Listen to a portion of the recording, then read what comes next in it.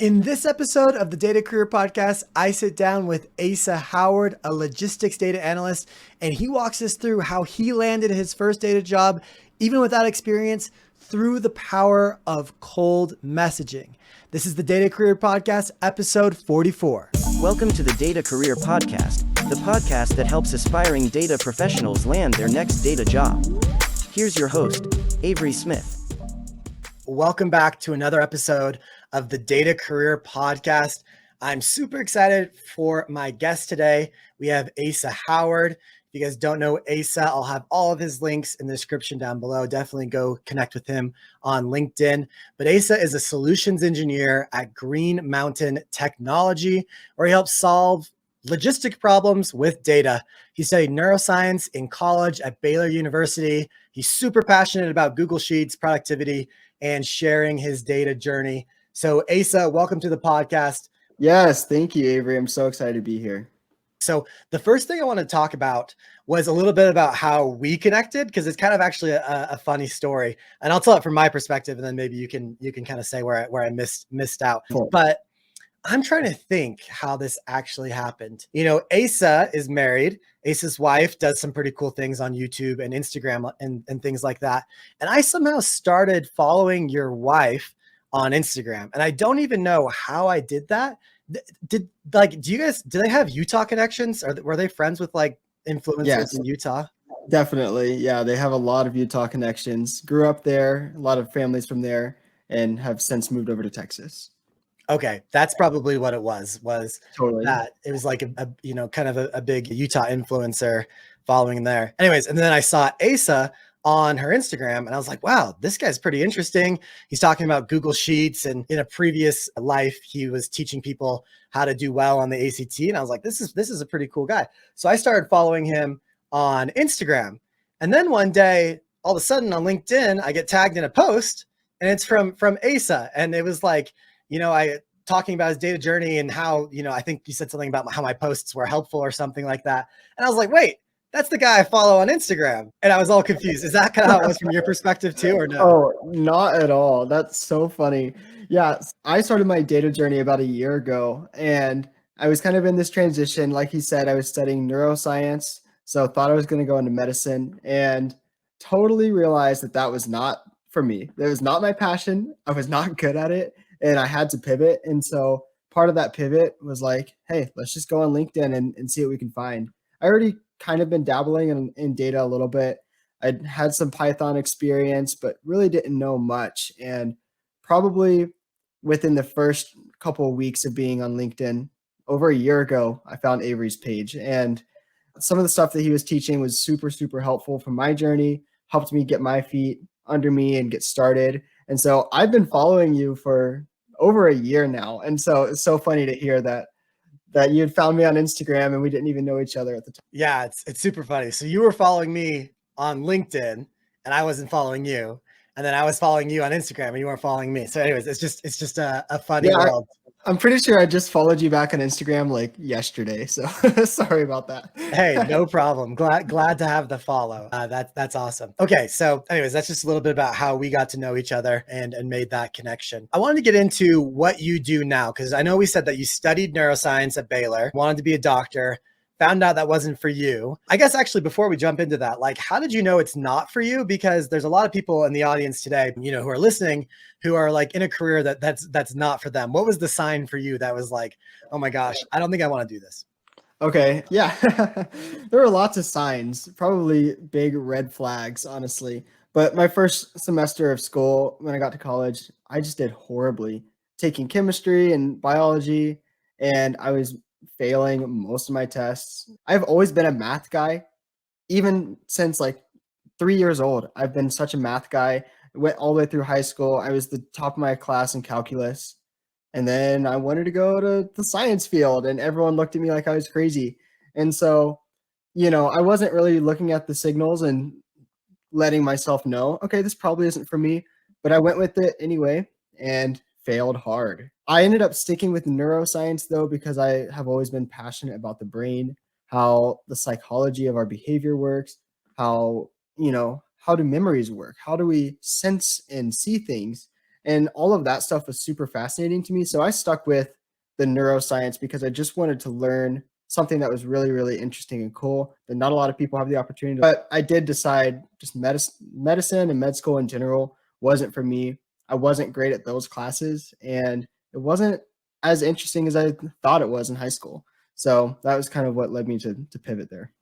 Awesome. I think there's a lot of good stuff there. But basically, my takeaway is, life's too short. If you don't love what you're doing, go do something else, especially in this day and age where, obviously transitioning to a different career is always difficult. But I don't think it's been easier than it has been today than it has in the history of the world, right? There's so many awesome resources, this podcast, programs I run, YouTube, other programs, there's so many good opportunities to transition. So if you're not happy, let's transition. So you did transition. Let's talk about what your current title and company is right now, and a little bit about what you spend your time doing today. Awesome. Yeah, I'll give you the rundown. So I'm a solutions engineer at Green Mountain Technology. Basically, the short story is we help big customers like Walmart, Costco, Ulta, Microsoft, any of the big retailers that we help them make decisions on their packages. So those big companies, they have millions of different projects and different things going on, but we specifically look at their shipments and their packages and use their data to help them solve problems. Okay, that's really interesting. I like a couple different things that you mentioned there, and I want to point some things out to the listeners. One, your title right now is solutions engineer. Now, I don't hear the word data in there. I don't hear the word analytics in there, but that doesn't mean that you're not using those on a day-to-day basis, right? Yeah, exactly. And that was something that it kind of drew me away from this career whenever I first was applying, because I'm like, that isn't data analytics. I don't really know what a solutions engineer is. I haven't studied anything with engineering. I don't know what that means. And really, the way my coworkers describe it is we are there to engineer a solution using data. And there are, if that's something holding you back, if you're looking for jobs, something to keep in mind is there's so many different titles and there's so many different ways that companies might word something. That doesn't mean it's not a data analyst or a data scientist. So kind of look into that and look at really what the day-to-day looks like. Because for me, I saw, okay, we're working with SQL a lot. We are talking to customers. We're building dashboards. I'm like, that sounds like a data. And I took a chance on it. And sure enough, it's very much in the same world and the same realm that I was comfortable with. It just has a different title. For sure. That makes a lot of sense. And I think that's a really good thing for our listeners to pick up on, that really the job that you want can't always be summarized in 2 words. And also the 2 words that people use to describe that job are going to be different from one place to another. To be honest, it's just, I don't know, different cultures, different nomenclatures, different responsibilities. Like some data analysts will be very SQL heavy, some will be very, visualization heavy. And for some reason, we can't all agree on this name equals this is what you do. When I actually got my first job at ExxonMobil, I was technically an optimization engineer. But every day I was programming in Python, I was using SQL, I was making machine learning and stuff like that. And it was like very, very data centric. But the word data wasn't found in the title at all. Okay. So anyways, I just love that you have this interesting title. Absolutely. Now let's talk about a little bit more of what your company does specifically. And obviously, if you can't talk about certain things, that's totally fine. But it sounds like you're helping these big companies choose their packaging and their labeling, and you're using data to do that. Obviously don't say anything that you can't, but just what type of data is involved in labeling and these consumer goods? Is it like purchasing data? Is it like position data at the store? What type of data do you guys typically use? Yeah, that's a great question. So a lot of the data that we're working with, shipments that they've already made. So the expected delivery date, the zip codes, the price of the package, the price of all the additional fees like fuel. You'd never even think about all the extra things that go into the price of just a single package. If you have to deliver it to a house versus a business, you're going to charge an extra fee. There's going to be all of these different little pieces. And so our job is to help them look at the data as a whole and make some high level decisions. And so really we're consultants for these people. We're not really the decision makers.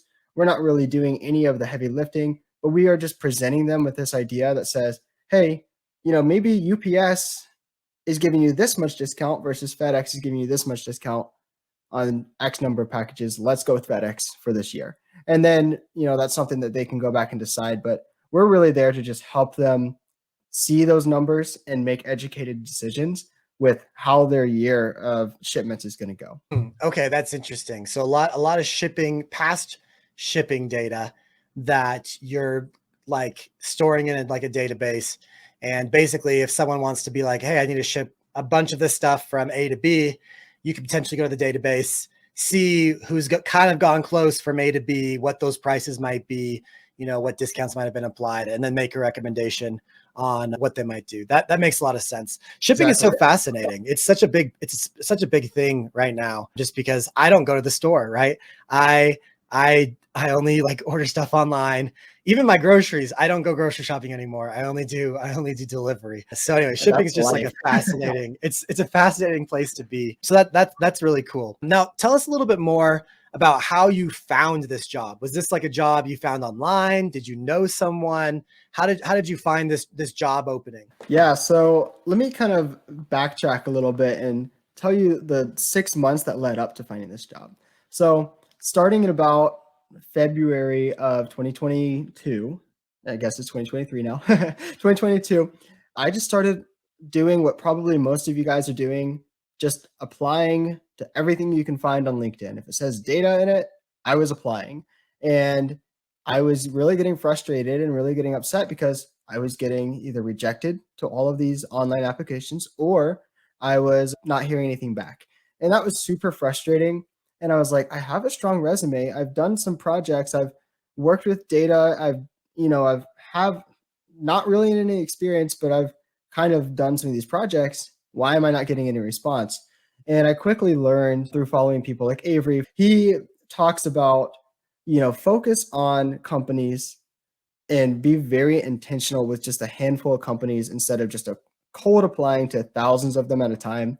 You're much more likely to land a job. And so after about 6 months of doing that, getting nowhere, I decided, okay, I'm going to pivot. I'm going to change my direction and really try to focus in on just 2 or 3 companies. My dad actually works in the supply chain space. He's a salesman. And so he had some connections and was like, hey, this company looks really good.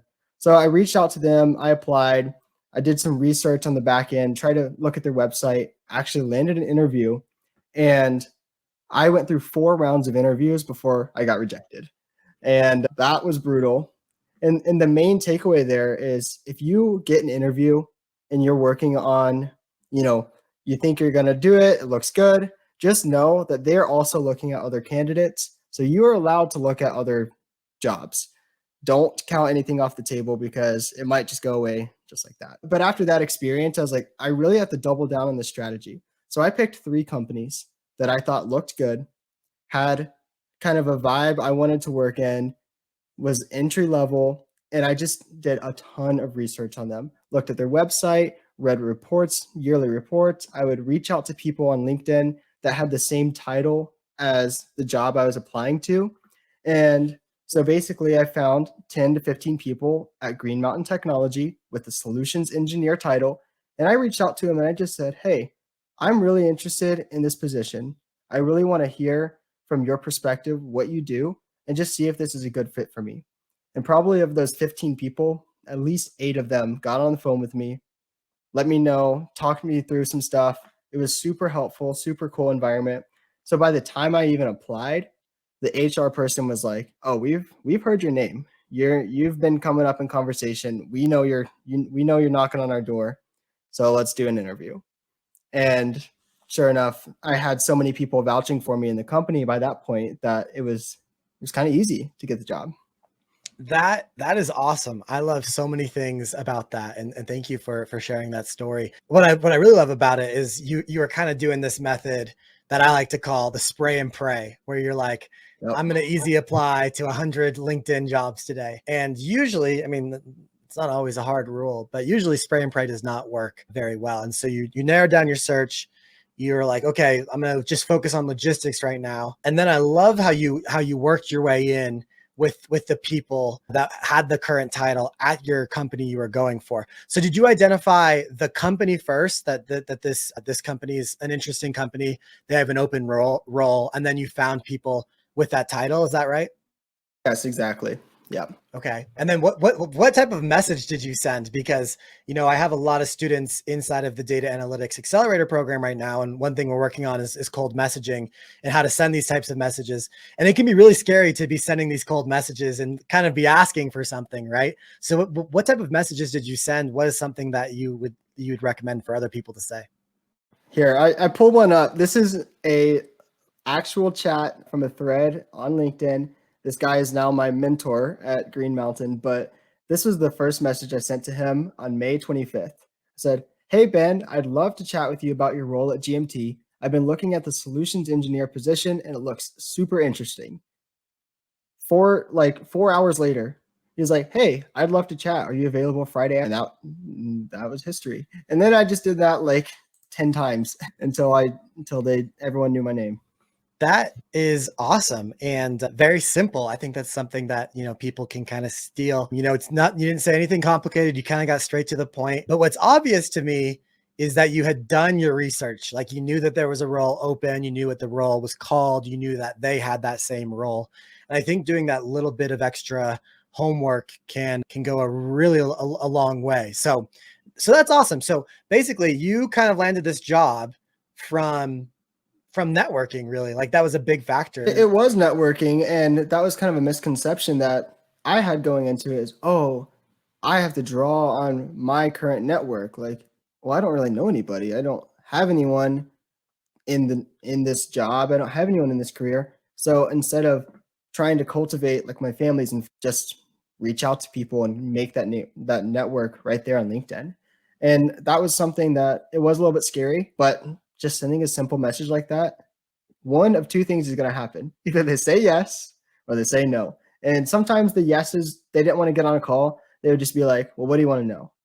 And that's a little bit more intimidating. But then I would just like go on their website, find a few buzzwords and be like, oh, I've heard that the solutions engineer does this, this, and this. Tell me about it. And then just let them talk. That's really neat. I think there's a lot of good stuff that we can learn from that. Keeping it simple, not taking rejection as they hate you. It's just, they're busy and they have other things they'd rather do. It doesn't mean you're not good enough. Doesn't mean that they hate you. Were all those cold messages worth it? Like, was it worth like the anxiety and the effort to do all of that in the end? Absolutely. So worth it. And something I'll add to that, just for anyone that's willing to try this method out, two things are really important to remember. Number one, don't spam, don't like hit them up with 15 messages. They'll get to it eventually. And if they don't, try somebody else. These companies probably have 50 to 100 people at least. Try somebody else. Secondly, make sure your LinkedIn profile looks like a real person. Have some things that you're interested on there. Talk about what you're passionate about. Have your resume on there. Have it built out. So if they do choose to look into your profile and they say, I want to get on this call. I want to get on a call with this person. They look cool. So definitely build that out and take some time to build a presence on your LinkedIn. Yeah, having a good LinkedIn can be really impactful. Like, oh wow, this person's kind of interesting and they have an interesting story, and they maybe could really influence our company. I think that's awesome. Now, at your current position, are you mostly using SQL? Are you mostly using Excel? What's the tool that you're using the most on a day-to-day basis? I would say SQL primarily, and then Excel for all of our dashboards and reporting. We do a little bit of Tableau as well, but our company is a little bit more freeform. It's kind of like if the customer has a question, answer it however you need to answer it. Present it however you need to present it. But it's cool because they allow us to draw on our own skill sets. We have some people who really lean into R, who really lean into Python, and that's what they're good at. So that's how they're going to present their data. But for me, I would say SQL and Excel is primarily where I'm standing. Okay, interesting. So it almost sounds like you are like a little mini consultant for these companies, and they ask a question and you provide them an answer, and you can provide that answer in any way that you want. And so, you might have a SQL database, so it makes sense to use SQL, but also like even with a SQL database, you could use some Python stuff with the SQL database and stuff like that. So it's really just a matter of personal preference, which is kind of cool. It goes back to your title of like, here's a problem from the business.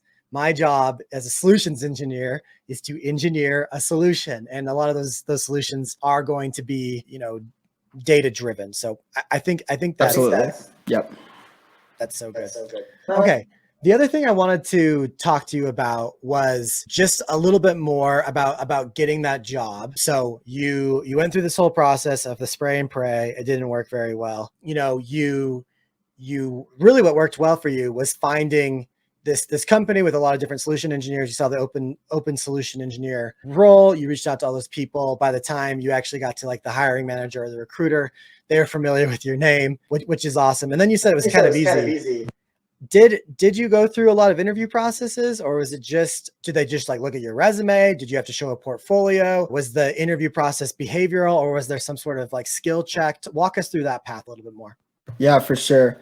So it was kind of interesting because if you remember the company I'd applied to before, I went through 4 rounds of interviews. And that company they were really interested in all of the individual things on my resume. Like, oh, well, when did you do this? And November 2019. What was this? And they were very focused on the skills and didn't really want to know me as a person. And what was so interesting is when I went over to Green Mountain Technology, their interview was very person focused. And I don't think we even talked about my resume at all. She's like, hey, I looked at it. It looks like you're doing some good stuff. And because of the way that you've talked with all these other engineers, they all can vouch for you and they all know and they've seen the projects that you've done. So I don't need to ask you about that. I want to know you as a person. Just seeing the difference in how that was approached made me automatically know this is a much better company to be at anyway. I'm not even sad about the one that I went through 4 rounds of interviews for. So with Green Mountain, we did 2 interviews. First one was just very conversational, just like this, getting to know my personality, kind of making sure I'm coachable, I'm teachable, and that I'm willing and ready to learn. And then the next interview was a case study presentation. They gave me a big data set and some very vague instructions that basically said, throw together an analysis based on this data. And that was it. Like, there was no direction, there was no anything. And so that was a little bit tough. They gave me a week to do that. And it was a CSV file with 100,000 rows, just full of shipping data. And I should have done it in SQL. But the thing is, at the time, I didn't really even know SQL. I'd like done a couple SQL projects and I knew that that was their primary focus in the company. But I was like, oh crap, do I either spend all my time learning how to do SQL so I can prove that I can do it, or do I do it in a software I'm comfortable with, like Google Sheets, and then just provide a really, really, really good case study? I ended up going with that, did it all in Google Sheets. It was slow. It crashed on me 100 times, but I was able to use those numbers and get to those conclusions a little bit faster than taking the time to learn SQL. So when I ended up presenting this case study, they were like, oh, I know that you did this in Google Sheets. Are you capable of doing it in SQL? And I was like, look, I've worked in SQL, but right now at my current place, I'm not in a position to use SQL to have gotten the accuracy and the speed in which I did this. I wanted to present you an accurate and very well done project. I can learn SQL later, and immediately after this interview, I'll be taking a course and catching up on SQL. And they really liked that. That's awesome. There's so many good things there I want to branch off of. The first one being, and I try to preach this, that your skills is probably not the thing that's holding you back from landing a job. The majority of the time, it's not the skills. And in this particular case, I mean, it sounds like you didn't even really have the skill that they really wanted, but it's your networking, your perseverance, your personality. I mean, we can't all be like Asa and have your charming personality to wing our way. Thank you. But like, it's so amazing that you didn't even have to know SQL to land that job. It's like so impactful. It was just like, I networked my way in. My personality was to the point where I could kind of reach out to these people. They would kind of enjoy our conversation, see that I could learn, see that I was hardworking, and build from there. It kind of goes back to yesterday. I was on Ken G's podcast, Ken's Nearest Neighbors. And one thing we talked about is the stuff that you learn in school isn't even the stuff you learn on the job.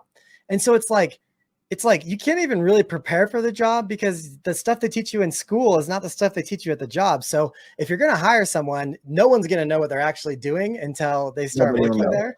Yeah. So why not hire someone you like? So I like this company. I like that they did the case study with you. I'm all about case studies. I think that's really fascinating. Awesome. Thanks for sharing that with us there. I want to transition a little bit to a little bit from that story is, you took this 100,000 row CSV and you were like, all right, I'm going to analyze this. And you chose Google Sheets as your weapon of choice. Yeah. Yeah. That is bold. It's bold. But you like it, so that's great. And I want to talk a little bit because you said it was crashing a lot. I've had 100,000 rows in Google Sheets. It does not go well. It's one of the downfalls of Google Sheets is it doesn't handle big data extremely well. But I know you're a big Google Sheets guy, so I want you to act like you're a Google Sheets missionary here and convince me and everyone listening to why Google Sheets rocks. I want to hear. Google Sheets absolutely rocks for, I was going to give you a number, but I'm just going to start listing off reasons. Number one, it's absolutely completely online. Excel kind of has this online thing a little bit with SharePoint and Office 365, but Google Sheets is instantly accessible. It's fully online. You can pick it up on your phone. You can pick it up on anybody's device. Number two, it's completely compatible with collaboration. You can send it to anybody. You can all do things at the same time. You can make edits, you can make changes, you can send it in for review. Number three, it's a lot more user-friendly. As someone who has, since in the last year, I've learned both Google Sheets and Excel to a pretty intermediate to advanced. I love the way that Google Sheets is laid out. Its usability is a lot easier. It's a lot more like nice for people who just aren't necessarily into data. If they need to use a spreadsheet, Google Sheets is definitely the move. And I could list 100 other reasons. That's awesome. I love those reasons. I do love how collaborative it is. Yeah. I do love how accessible it is, right? Like I teach Excel in my analytics program, and not everyone has Excel on their machine, or you have an old version of Excel. Right now, I'm paying like $7 a month, I think, for Excel on my computer, and Google Sheets is free. So I'm paying nothing. Yep. And nothing's better than $7 a month. True. It's true. Let me ask you this let me ask you this. Have you seen people in the profession, a solutions engineer or a data analyst using Google Sheets on the job? Because obviously Google Sheets is a great way to learn. Also, if you know Google Sheets, you're going to figure out Excel pretty easily. But do you ever see companies actually using Google Sheets in kind of their workforce, or is that something you haven't seen as much of? So at my company, no, Excel is pretty much the standard. Costco, I can tell you that Costco is 100% G Suite. They use Google Sheets for everything. So it's funny because we always have to convert their files over to Excel. But yeah, they're 100% using Google Drive and Sheets and Word and everything. So. Okay, yeah, that's really interesting. So, like for instance, if there was a Costco data analyst, they might be working in Google Sheets. I'm assuming Google works in Google Sheets. I mean, I would hope so, right? Like some of those roles, they'd have to be using Google Sheets. So I don't see it listed too often as like a requirement. And once again, if you know Google Sheets, you know Excel. If you know Excel, you know Google Sheets. I mean, it's not exactly a one-to-one, but it's pretty similar. For sure. And I think part of the argument, like a lot of people argue, okay, Excel is a lot better because it can handle more data. It has more features and functions and formulas. And I will say that Google Sheets it's keeping up in the race. It's just expanded to be able to handle about 1 million rows. They're adding new formulas and functions constantly to keep up. So, if you're not doing anything insane, Google Sheets can cover pretty much everything you need to do. And even in my job, even in my like professional environment, I don't really see anyone doing anything and it would not be capable in Google Sheets. So it's like, yeah, to some degree, Excel is probably more powerful. But even in my job, with everything that's going on, there's nothing you couldn't do with Google Sheets. So awesome. That's I think that's a good summary synopsis of all of it. And one thing I wanted to tell you guys, the listeners, is one thing that's really cool is Asa is actually doing a Google Sheets course that I think would be good for people wanting to get into data, but also just people who are who use data tangentially at their job, like if they're accountants or I don't know, engineers, stuff like that. I think it could be really good. So he has a wait list for that, and I'll put the link and the description and the show notes down below. But Asa, do you want to take a couple seconds and explain a little bit about what you're doing? Yeah, absolutely. So I'm building 3 separate Google Sheets courses, a very beginner, like you've never even touched a spreadsheet in your life, kind of an intermediate. We're getting into some formulas and functions, some tables, pivot tables, stuff like that. And then I don't even call it advanced, but just like intermediate plus, right? Just a little bit more doing VLOOKUPs, doing XLOOKUPs, some of those a little bit more challenging functions. That's what I'm working on right now, doing 3 separate courses. I'll kind of package it as one if people want to just get all of it at once, or do each individual course. But right now, I'm just working on the completely basic course. So I'm launching a beta in probably about a week, and I need people to get on, take the beginner course, give me some feedback, and it's just going to be very short, like 11 or 12 videos.